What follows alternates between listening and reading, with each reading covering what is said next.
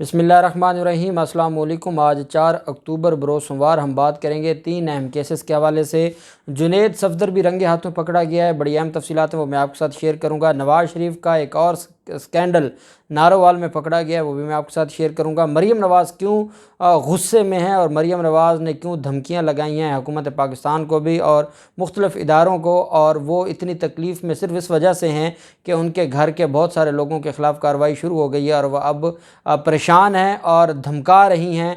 जिसने ये उम्मीद रखी थी कि इमरान खान घर जाएगा इस स्कैंडल के बाद, लेकिन इमरान खान सुरखरू हो गया और मरीम नवाज़ के आसपास के लोग कैसे बुरी तरह इसमें फंस गए हैं। और अब वज़ीर-ए-आज़म इमरान खान ने क्या फ़ैसला किया है इनके ख़िलाफ़ कार्रवाई का, बड़ी अहम तफ़सीलात हैं जो मैं आपके साथ शेयर करूँगा। उससे पहले मैं आपको बताता चलूँ कि नूर मुकद्दम कत्ल केस में एक अहम पेशरफ्त हुई है।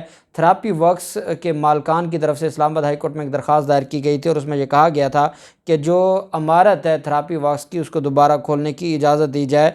और ये दरख्वास्त दी गई थी क्योंकि जब ये कत्ल हुआ था तो उस वक्त सील कर दी गई थी उस इमारत को, और पुलिस का ये कहना था कि यहाँ पर हमें काफ़ी शवाहिद मिले हैं और ये एक तरह से जो अक्रंस हुआ है उसमें जो सहूलतकार लोग थे ये उनका दफ्तर है, और यहाँ से अगर इनको हम डी सील कर देते हैं या इनको हम खोलने की इजाज़त दे देते हैं तो फिर ये होगा कि ये वहाँ पर सबूत मिटाएंगे, ये वहाँ पर जो एविडेंस है उसको नुकसान पहुँचाएंगे। इस वजह से उसको बंद रहना चाहिए। अब इस्लामाबाद हाई कोर्ट में ये दरख्वास्त फ़ाइल की है और इसमें यह कहा गया है कि हमारी इमारत को दोबारा खोला जाए। इस्लामाबाद हाई कोर्ट ने चीफ कमिश्नर समेत दीगर फ़रीक़ैन को नोटिस जारी करके जवाब तलब कर लिया। इस्लामाबाद हाई कोर्ट के चीफ जस्टिस अत्तर मिनल्ला साहब ने समाअत की और अदालत में दायर दरख्वास्त में कहा गया कि मिसअंडरस्टैंडिंग की बुनियाद पर थेरापी वर्क को FIR में शामिल किया गया। ये वो मिसअंडरस्टैंडिंग है जिसकी बुनियाद पर इनके ख़िलाफ़ कैंसिलेशन ऑफ बेल है, और ये इतने बेशर्म लोग हैं कि FIR में इनको नामज़द किया गया, इनको गुनहगार लिखा गया, चलान में कहा गया कि ये ज़िम्मेदार थे और कहते हैं कि हमें गलत फहमी की बुनियाद पर FIR में शामिल किया गया। नूर मुकद्दम के क्रिमिनल केस में हम मुलव्वस नहीं हैं। असिस्टेंट कमिश्नर ने बग़ैर नोटिस 25 जुलाई को थेरापी वर्क सील किया, खोलने की हदायत की जाए। असिस्टेंट कमिश्नर ने बग़ैर कोई नोटिस दिए 25 जुलाई को सील कर दिया था। थेरापी वर्क बंद होने से इदारे का नुकसान हो रहा है, मनफी असर भी पड़ रहा है, इस वजह से इसको खोला जाए। पुलिस की जानिब से पेश किए गए चलान में थेरापी वर्क के बारे में कहा गया कि मुलज़िम ने कहा कि थेरापी वर्क्स के अमजद महमूद के साथ गलत फहमी में झगड़ा हुआ। थेरापी वर्क्स मुलाजमीन ने शहादत ज़ाय करने की कोशिश की। थेरापी वर्क के ज़ख्मी मुलाजिम ने वक़ूआ का इंदराज भी नहीं करवाया। मेडिकल स्लिप में रोड एक्सीडेंट दर्ज करवाया गया। DVR में महफूज शुदा तस्वीर और फिंगरप्रिंट्स भी मुलज़िम की ही हैं। और साथ नूर मुकद्दम कत्ल केस में थेरापी वर्क्स के मालिक और वकील ने इस्लामाबाद हाई कोर्ट से जो जब उनकी दरख्वास्त पर समाअत मुकम्मल होगी तो एक प्रेस कॉन्फ्रेंस भी की और उन्होंने अपनी सफाइयाँ भी पेश की और उन्होंने कहा कि हम बेगुनाह हैं और हमारे ख़िलाफ़ ये जो सारे का सारा वक़ूआ है ये झूठा है, झूठ पर मबनी है, इस वजह से हमें मुआफ़ी दी जाए। अब अदालत ने इस पर जवाब तलब कर लिया है, डिप्टी कमिश्नर से भी जो रावलपिंडी के और बाकी जो अथॉरिटीज़ हैं उनसे भी जवाब तलब कर लिया। अब देखते हैं कि इस्लामाबाद हाई कोर्ट इसमें क्या फ़ैसला सुनाती है और क्या ये जो सील की गई थी वो जो प्रॉपर्टी है इसको दोबारा खोलने की इजाज़त मिलती है या नहीं मिलती। फिर मामला आ जाता है नवाज़ शरीफ का। नवाज़ शरीफ की जो लाहौर में वैक्सीन हुई थी और ये जालसाजी की गई थी और उसमें मुस्लिम लीग नून के MPA शहबाज चौधरी शहबाज मुलव्वस निकले थे, और वो जो सारे के सारे लोग थे जो जैसे पर्सनल अटेंडेंट था, PA था, जो MSO का, वो इसमें मुलव्वस था, इसमें बाकी लोग मुलव्वस थे। उन सारे लोगों के ख़िलाफ़ कार्रवाई हुई, वो इस वक्त गिरफ़्तार हैं। साथ ही नारोवाल में एहसन इकबाल के हलके में एहसन इकबाल ने वहाँ पर एक ड्रामा रचाया है और वहाँ पर जो है वो दोबारा एक अंदराज किया गया है नवाज़ शरीफ की वैक्सीन का, नवाज़ शरीफ के नाम से। और 3 अक्टूबर को नारोवाल पब्लिक स्कूल में नवाज़ शरीफ की वैक्सीनेशन के लिए एंट्री हुई।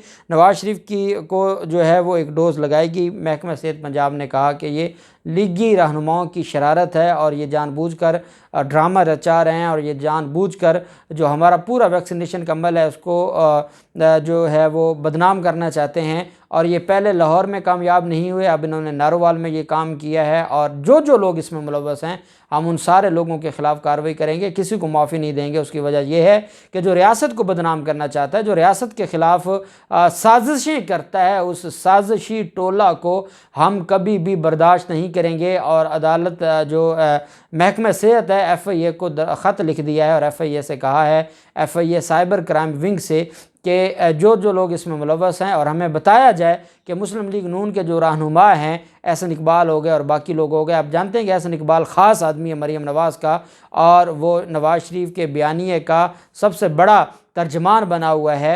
उसके हल्के में ये सारा कुछ होना, ये इस बात का सबूत है कि ये मुस्लिम लीग नून तमाशा कर रही है और ये खेल रचा रही है और इदारों को और पाकिस्तान को, रियासत पाकिस्तान को बदनाम करना चाहती है।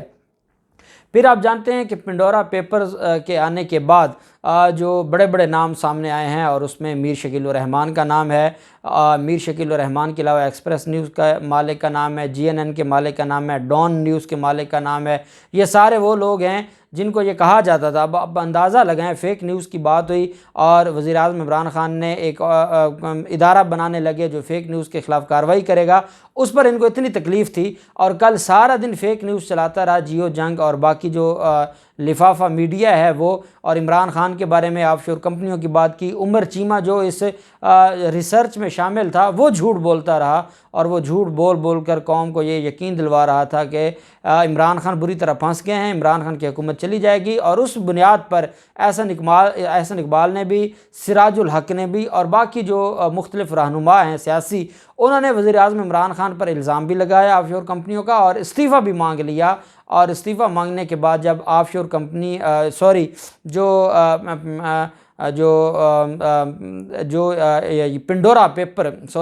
पिंडोरा पेपर का जो मामला सामने आया, उस मामले के आने के बाद ये सारे के सारे खामोश हो गए, क्योंकि इमरान ख़ान तो सुरखरू हो गए, कप्तान सुरखरू हो गया। और मीर शकील उर रहमान के इदारे के लोग जो जर्नैलों के ख़िलाफ़ और फ़ौजी अफसरान के ख़िलाफ़, जो माजी में फ़ौजी अफसर गुजरे हैं, उनके ख़िलाफ़ तो उमर चीमा और इन लोगों ने, हामिद मीर ने, सब ने मिलकर एक पूरे का पूरा एक जाल बिछाने की कोशिश की। इन्होंने जो जाल बिछाने की कोशिश की इमरान ख़ान के ख़िलाफ़, उसमें तो ये नाकाम हुए, लेकिन मीर शकील उर रहमान को के ख़िलाफ़ जो है वो रिपोर्ट सामने आ गई।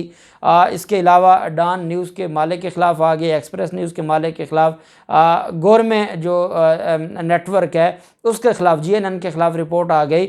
और फिर शरीफ ख़ानदान हो या शर्जील मेमन के ज़रिए जो बिलावल हाउस में और जरदारी ख़ानदान जो ऑफशोर कंपनियां बना के बैठा है, वो सारे के सारे इसमें मुलव्वस हो गए और वो सारे के सारे उन लोगों का नाम आ गया। अब हुआ ये कि जब मरीम नवाज़ का जो दामाद है उसका नाम आया, और साथ दूसरी तरफ मरीम नवाज़ के बहनोई का नाम आया, अली डार का, तो मरीम नवाज़ खामोश रहीं। मरीम नवाज़ इस वजह से खामोश रहीं कि मरीम नवाज़ को पता है कि मेरे दामाद के करतूत भी ऐसे हैं, रहील मुनीर के, और जो नवाज़ शरीफ के दामाद हैं अली डार, उनके भी करतूत ऐसे हैं। उस पर यह खामोश रहे। दूसरी तरफ एक चीज़ सामने आई और वो थी जुनेद सफदर की। जुनेद सफदर के हवाले से जो पिंडोरा पेपर है उसके हवाले से ज़राए ने ये कहा, और ज़राए ने यह दावा किया कि जुनेद सफदर के नाम पर ऑफशोर कंपनियां, 5 ऑफशोर कंपनियां हैं। अच्छा, ये कोई नई बात नहीं है, इनके नाम पर ऑफशोर कंपनियां होना ये कोई नई बात नहीं है। आप ये भी जानते हैं कि आमदन से ज़ायद असासाजात केस में सफदर अवान मरीम नवाज़ ख़ानदान के ख़िलाफ़ जो इस पर तहकीकात शुरू हुई थी, उसमें जुनेद सफदर के ख़िलाफ़ भी तहकीकात चल रही हैं और इनकी बाकी बहनों के ख़िलाफ़ भी तहकीकात चल रही हैं। तो जब कलसूम नवाज़ को ये ब्लैक मनी में रंगते हैं, जब ये मियाँ शरीफ की जो वाइफ़ है, नवाज़ शरीफ की जो वालदा है, उसके नाम पर ये जालसाजी से मुख्तलिफ जायदादें लगवाते हैं, तो जुनेद सफदर कौन सा दूध का धुला हुआ है? उसका नाम भी है, क्यों का उसका नाम है। और ये फवाद चौधरी ने भी इसके ऊपर बात की है, ARY न्यूज़ पर भी ये बात आई है, PTV न्यूज़ पर भी ये बात आई है। तो उस पर फिर मरीम नवाज़ को बड़ी तकलीफ़ हुई और मरीम नवाज़ गुस्से से पागल हो गई हैं और मरीम नवाज़ ने धमकियां लगाना शुरू कर दी हैं। जो ये रिपोर्ट है उसमें ये कहा गया है और इसमें जो दावा किया गया है उसमें ये बात सामने आई है कि ये लोग इसमें मुलव्वस थे, ये सारे के सारे मामलात को देख रहे थे और ये 5 ऑफशोर कंपनियां बनाकर बैठे थे। अब मरीम नवाज़ अब्बास ने ARY को धमकी दी कि हम आपके ख़िलाफ़ कार्रवाई करेंगे। जुनेद सफदर ने लंदन से धमकी दी कि हम ARY का जो लंदन चैप्टर है उसके ख़िलाफ़ कार्रवाई करेंगे। PTV पर यह न्यूज़ चली तो उस पर मरियम औरंगज़ेब ने प्रेस कॉन्फ्रेंस की है आज और कहा है कि PTV न्यूज़ के ख़िलाफ़ हम हर्जाने का दावा कर रहे हैं और PTV न्यूज़ के ख़िलाफ़ हम पैमरा में दरख्वास्त देंगे। PTV न्यूज़ को हम बंद करवाएंगे क्योंकि ये फ़ेक न्यूज़ है। ये वो फ़ेक न्यूज़ है जो इमरान खान कहते हैं कि फ़ेक न्यूज़ के ख़िलाफ़ कार्रवाई होनी चाहिए, तब ये कहते हैं कि नहीं हम सहाफ़ियों के साथ खड़े हैं, और इनके ख़िलाफ़ कोई ख़बर आ जाए तो इसको ये फ़ेक न्यूज़ समझते हैं। मरियम नवाज़ को ने ना अपने दामाद के हवाले से कोई बात की है कि अगर आप इतने ही पाक साफ घराना है, जुनेद सफदर पाक साफ है, तो रहील मुनीर का भी बताया ना वो क्या है, फिर आप अली डार का भी बताया ना वो क्या है, फिर इसहाक डार और नवाज़ शरीफ और मरियम नवाज़ और सफदर अवान और ये जो पूरा गैंग है, जब पनामा पेपर्स में इनका नाम आया था, ऑफशोर कंपनियां इनके सामने आई थी, तब इनको क्यों नहीं इतनी गैरत आई थी जितनी जुनेद सफदर पर गैरत आ रही है। और वो धमकियां लगा रहे हैं कि जिस तरीके से जुनेद सफदर को बदनाम करने की कोशिश की जा रही है, मैं इनको छोड़ूंगी नहीं। मरियम नवाज़ ने कहा मैं इनको हर हाल में जेल में पहुंचाऊंगी। इन्होंने मेरे बेटे का नाम दिया है और फिर मरियम औरंगज़ेब ने तो PTV पर मुकदमा दर्ज करने का भी ऐलान कर दिया है।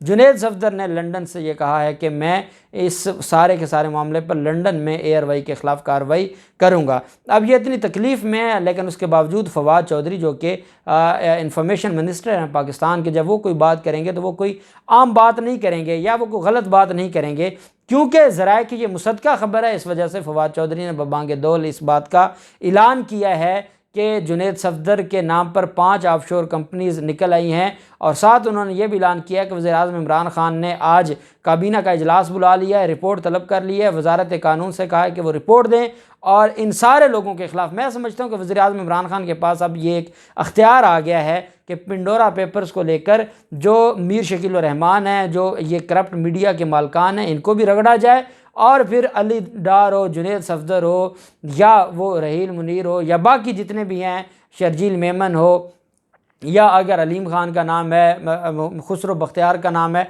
जिसका भी नाम है, जो मुलव्वस हैं उन सारे के लोगों के ख़िलाफ़ कार्रवाई की जाए और इनको कैफ़र किरदार तक पहुँचाया जाए। अब देखते हैं कि मरियम नवाज़ की जो तकलीफ़ है ये कैसे ख़त्म होगी और आगे क्या कार्रवाई होगी। जो भी तफसीलात होंगी आपके साथ शेयर करते रहेंगे। अल्लाह पाक पाकिस्तान का हामी नासिर हो। बहुत शुक्रिया। अल्लाह हाफ़िज़। पाकिस्तान ज़िंदाबाद।